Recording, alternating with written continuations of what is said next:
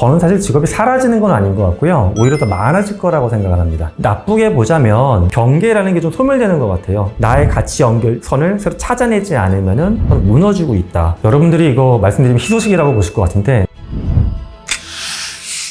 안녕하세요 여러분, 저는 인지과학자 김상균입니다. 인간의 마음을 탐구하고 있고요. 현재 경희대학교에서 열심히 공부하고 있습니다.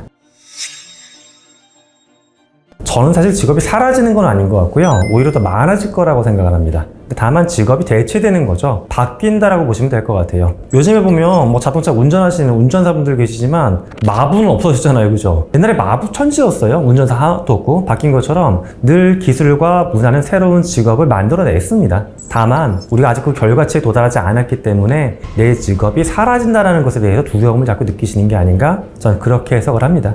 내 직업이 당장 사라지게 되면 대체하는 다른 자리를 찾을 때까지 경제적으로 위기가 오는데, 문제는 어쩔 수 없게도 상당수의 국가들이 기초소득이나 이런 부분에 대해서 연구는 하고 있지만, 사실 아직은 내 기본적인 생계를 유지할 만큼 기본소득을 UBI를 제공해주는 국가는 사실 거의 없는 것 같아요. 저는 유럽의 일부 국가가 실험도 해봤지만, 그러다 보니까 그 대체되는 과정까지 내 안정성이 떨어지니까 두려워하시는 건데, 좀 더 깊게 들어가면 이런 부분도 있어요. 내가 예를 들어 10년, 20년을 한 분야를 연구하거나 공부하거나 업을 쭉 쌓아가지고 이걸 했는데 더 이상 이걸 못해. 예전으로 놓고 보면 한 20년째 프랑스에서 그 궁전 앞에서 화가, 사람들이 초상을 그려주던 사람인데 오늘 갑자기 카메라가 등장했어. 이건 내가 빵을 사먹냐 못 사먹냐의 문제가 아니라 내가 갖고 있는 어떤 존재의 가치를 사회에서 이제 증명할 수가 없다. 내가 하는 저 기계가 사람들의 초상을 다 그려버리면 나는 어떤 역할을 하는 존재인가라고 하는 자기 존재에 대한 근원적인 고민도 들어가 있습니다.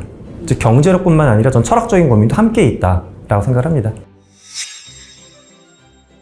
저는 인류가 살아가는 방식 자체가 바뀐다라고 생각을 해요. 인류가 살아가는 걸 보면 크게 무언가를 배우고 그 다음에 노동을 하고 소비하는 과정이 이렇게 순환 구조인데, 일자리는 노동이니까 세 가지 축 중에 하나가 변하는 것 같지만 사실 노동이 변하게 되면은 배우는 것도 변하거든요. 다른 걸 배워야 되고 더 배워야 되다 보니까는 삶 한 축에만 영향을 주는 게 아니라 일단 두 축에 영향이 왔죠. 근데 노동이 바뀌는 것도 재밌는 게 내가 소비할 대상체가 바뀌는 거예요. 왜냐하면 내 노동이 바뀐단 말은 내가 노동을 통해 생산하는 결과물이 바뀌는 거거든요. 이게 누군가한테 소비의 대상이 되는 건데, 즉 이렇게 보면 우리의 노동이 바뀐다는 걸 모든 사람들이 인지하고 있다는 말은 노동뿐만 아니라 배움도 바뀌고 소비도 바뀌고 우리가 살아가는 세 가지의 주요한 모듈이 다 바뀌고 있다. 즉 삶의 방식 자체가 어딘가로 전환되고 있다고 인식하는 것 같습니다.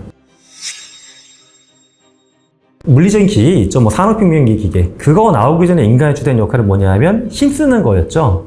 힘을 써가지고 옷감을 짜대고 등에 짊어지고 다 옮기고 뛰어다니고 막 했는데, 그 다음부터 옷감 짜는 거 기계, 방직기, 방적기가 하고 있고, 크게 나를 거는 기차, 증기선 바뀌었잖아요. 그러니까 우리는 처음에 기계를 보면서 내가 이제 이렇게 힘을 쓰지 않고 좀 머리를 쓰는 걸로 내가 이제 뭔가 역할이 바뀌었구나라는 걸 느꼈어요. 근데 인공지능이 이제 우리한테 어떤 상황이냐면, 너는 이제 머리도 좀 덜 써도 돼. 이게 사실 어떤 분한테 굉장히 행복한 거고 어떤 분은 되게 두려운 거거든요. 나는 이미 막 노력을 해서 내가 최대한의 머리를 쓰고 있는 건데 이거를 그대로 제가 하려고 그래. 나는 이제 뭘 해야 될까? 머리 쓰는 것도 아니고 기계처럼 힘을 쓰는 것도 아니고 이건데, 전 사실 머리 쓰는 걸 좀 더 세분화시켜서 봐야 된다고 생각을 합니다. 인간이 하는 현재 대부분의 산업에서의 가장 큰 역할은, 그 기업이 심지어 제조업일지라도 정보 가공하는 게 되게 많아요. 만약 자동차의 타이어를 생산한다. 당연히 원자재를 매입을 하고 물리적인 공장이 가동이 되죠. 하지만 거기에 들어가는 영업, 마케팅, 연구, 홍보하는 분들의 업무는 다 정보를 다루는 업무들이에요. 즉 공장은 그대로 돌아가겠지만 정보를 다루는 업무에서 사람이 맡았던 이 역할의 상당 부분을 인공지능이 맡게 되는 거죠. 그러면 공장은 기계랑 인공지능 둘이 돌릴 수 있냐? 또 이건 아닌 거잖아요.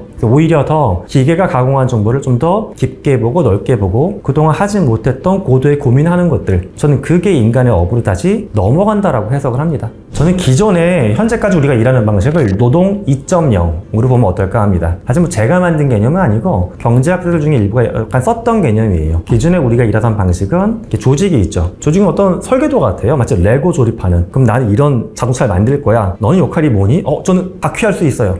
전 창문 할 수 있어요. 일로 와. 좋아. 또 딱딱딱 끼는 거예요. 자동차가 완성이 되면 잘 움직이니까 여기서 나오는 거 나 설계도 내가 그린 거니까 내가 대충 갖고 가고 나머지 나눠줄게. 여기서 우리가 이랬던 방식은 내가 끝까지 자동차의 바퀴 역할을 해야 되는데 나 바퀴에서 잘리면 어떡하지? 이걸 두려워했어요. 이 자동차가 어디로 가는지는 사실 내가 정하는 게 아니라 설계도를 만든 사람, 그 사람의 목표를 정하면 따라가는 구조였는데 이게 이제 어떻게 바뀌냐 하면 내가 고도의 지식을 다루는 사람으로 전환되고 있고 내가 하던 기초적인 작업은 기계나 인공지능이 대체하다 보니까는 이제는 내가 직접 설계도를 그려야 되는 역할, 거의 모든 사람이 점점 설계도를 손에서 놓지 말아야 되는 쪽으로 넘어가는 거죠. 마치 개인이 기업화되는. 그래서 저는 이걸 노동 3.0으로의 전환이 아닐까 생각을 합니다. 나쁘게 보자면 내가 직접 목표나 목적을 만들어야 되니까 스트레스를 받을 수도 있어요. 하지만 좋게 보자면 내가 어디로 가는지도 모르고 그냥 따라갔던 게 아니라 내가 갖고 있는 목적의식에 따라갔고 그때 목표에 맞는 조직을 이렇게도 일해보고 저렇게도 일해보면서 노동이 점점 유연해진다.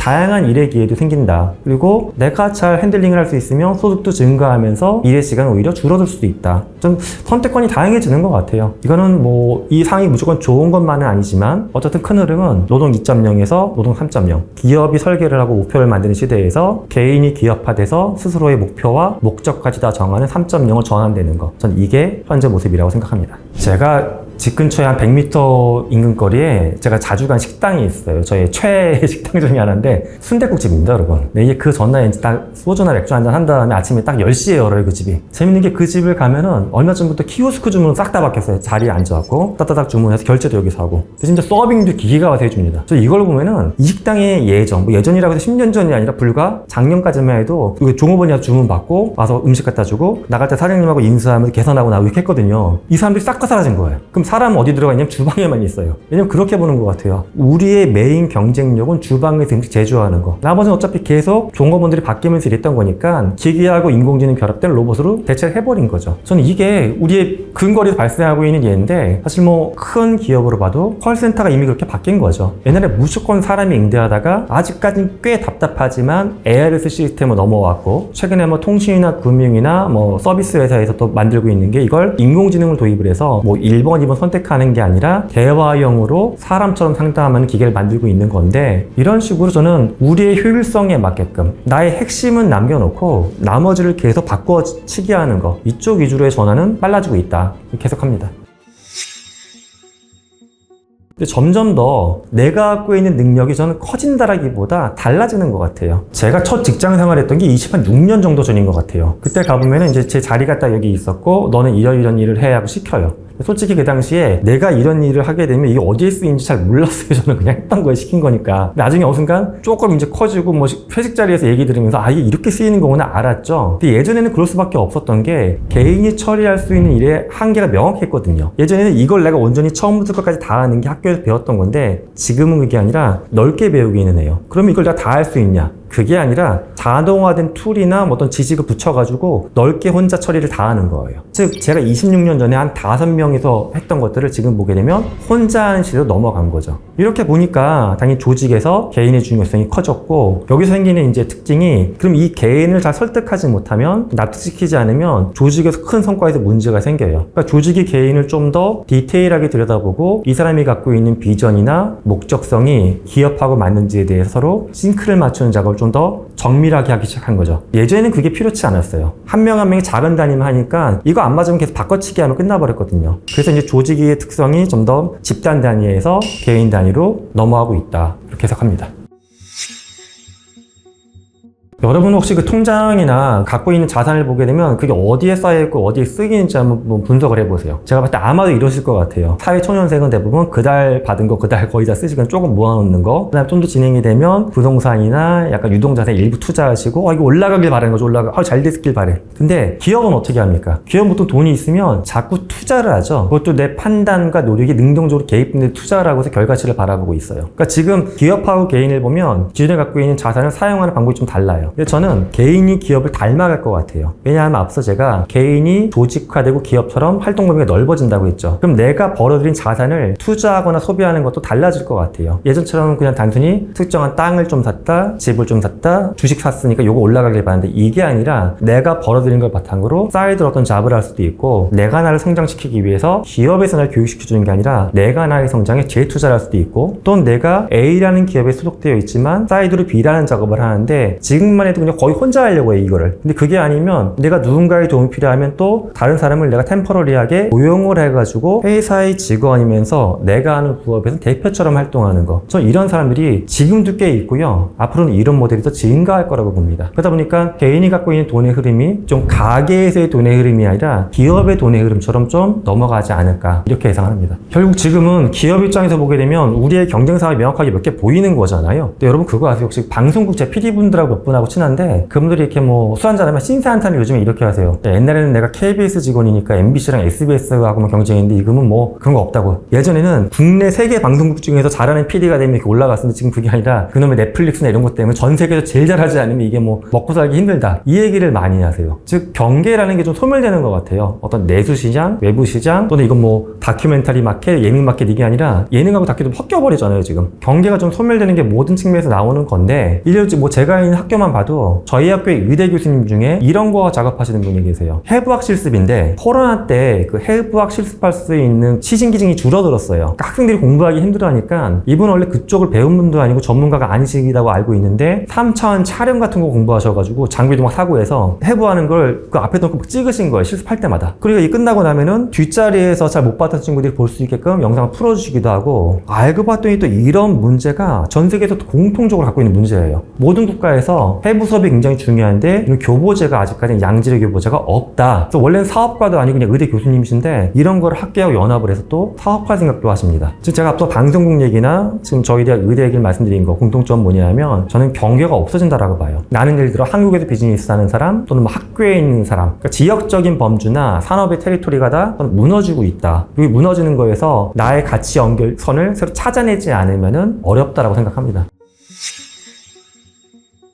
은행이 역사가 오래되긴 했는데 그렇다고 해서 인류 전체 역사 뭐 30만 년 중에 10만 년 됐냐? 절대 아니죠. 그 전까지만 해도 다 개인이 짊어지고 다녔고요. 은행이라는 게 나온 게 한 기원전 2000년 정도, 길게 봐봤자 안 됩니다. 일단 저는 역사를 짧다라고 봐야 될 것 같아요. 4000년이니까 길다가 아니라 전체 역사 중에 짧다. 근데 지금 엄청나게 경제 환경이 변하기 때문에 또 다른 모델이 등장할 여지가 충분히 있다라고 보고요. 그 은행의 본질적인 역할은 뭐였을까? 매개자죠, 매개자. 우리가 은행을 거래하는 이유가 내가 저 사람하고 직접 돈을 주고받고 하면 훨씬 더 이득이 날 수가 있는데, 중간에 은행을 껴서 빌려주고 빌려받고 하는 이유가 못 믿기 때문에 그래요. 내가 저를 어떻게 믿어? 은행이 중간에 껴가지고 신용에 대한 모든 거를 부담을 지고서 리스크 비즈니스 하는 거예요. 리스크 비즈니스. 근데 리스크는 어디서 나타나냐 하면 정보의 불확실성. 그러니까 정보가 부정확하거나 확률적으로 불확실할 때 여기서 이제 로스가 발생할 수가 있는데, 이거 은행은 중간에서 계산도 많이 하고 있고, 여기서는 득, 여기서는 실 합쳐가지고 플러스 알파를 만드는 게 은행의 비즈니스 모델이에요. 그런데 점점 더 여러분들이 과거보다 지금 보게 되면 더 많은 데 연결성이 닿고 있고, 상대방이나 나에 대해서 하다못해 소셜미디어만 봐도 그 사람이 어떤 사람이 이렇게 판단이 되잖아요. 저는 꼭 블록체인이나 암호화 기술이 아니더라도 우리가 갖고 있는 일반적인 사회망과 관련된 기술만 봐도 서로의 신용도를 과거보다 훨씬 더 정밀하게 알 수 있다고 생각합니다. 근데 여기에 좀 더 수학적으로 신뢰를 보장할 수 있는 기술이 덧붙여지게 되면 지금 형태의 은행이 완벽하게 사라지기까지는 않지만은 모든 사람이 지금처럼 금융거래 상장량을 은행에만 의지하는 모델은 점점 더 줄어들 수밖에 없다. 저는 그 변종의 모델로 역사적으로 등장했던 게 뭐 신용카드도 그렇고 토스와 같은 것도 그렇고, 또는 특정 뭐 중고 마켓에서 자체 머니 같은 거 키핑해 쓰는 것들도 그렇고, 전 다양한 방식이 지금 시도되고 있는 상황이라고 봐요.